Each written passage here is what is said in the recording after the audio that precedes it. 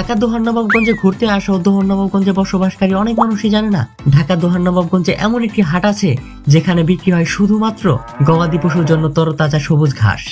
ভাই সাহেব, আমার পিছনে যে একটি হাট দেখতে পাচ্ছেন, এটা হচ্ছে একটি ঘাসের হাট। এখানে গবাদি পশুর জন্য তরতাজা সবুজ ঘাস পাওয়া যায়। আজ এই ঘাসের হাট নিয়ে বিস্তারিত কথা বলবো। যারা গবাদি পশু পালন করে আশা করি তারা এই ভিডিও দেখে কিছুটা উপকৃত হবে। মানুষ যেমন নিজেকে সুস্থ রাখার জন্য বিভিন্ন ধরনের ভিটামিন ও পুষ্টিকর খাবার খায়, তেমনি গবাদি পশুকে সঠিক বৃদ্ধি ও শারীরিক সুস্থ রাখার জন্য তরতাজা সবুজ ঘাস খাওয়াতে হয়। আর এই তরতাজা পুষ্টিকর সবুজ ঘাস প্রাকৃতিক ভাবে জন্মায় পদ্মা নদীর মাঝে জেগে ওঠা পলিমাটির চরে।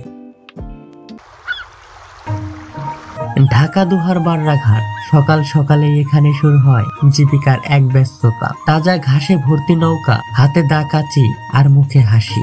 এদের দিন শুরু হয় পদ্মার চর থেকে সংগ্রহ করা ঘাস বিক্রির মাধ্যমে। পদ্মা নদীর মাঝে জেগে ওঠা চরগুলোই তাদের জন্য আশীর্বাদ, যেখানকার ঘাস শুধু সবুজই নয়, পুষ্টিকর, যা গবাদি পশুদের জন্য খুবই উপকারী।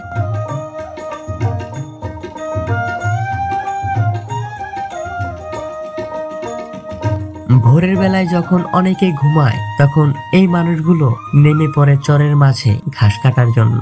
ঘাস কেটে নৌকায় তুলে তারা আসে বাররা ঘাটে, যেখানে ক্রেতারা অপেক্ষা করে।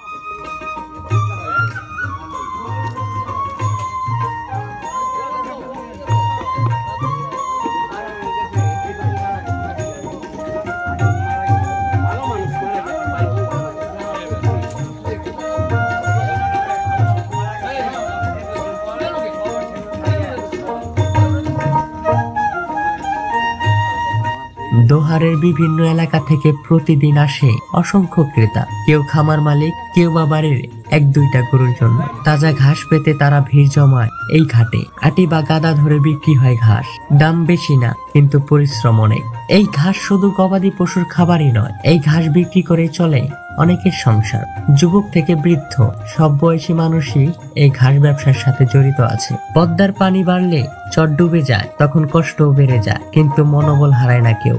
সকাল থেকে সন্ধ্যা পর্যন্ত চলে এই বেচাকেনা। দিন শেষে যখন তারা ঘরে ফেরে তখন তাদের শরীর থাকে ক্লান্ত, কিন্তু মুখে থাকে তৃপ্তির হাসি।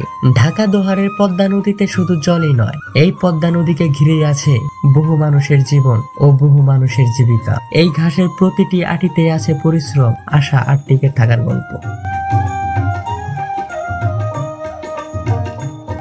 যারা তরতাজা ঘাস নেওয়ার জন্য এখানে আসতে চান তাদের জন্য পুরো লোকেশন ডিসক্রিপশন বক্সে দেওয়া থাকবে।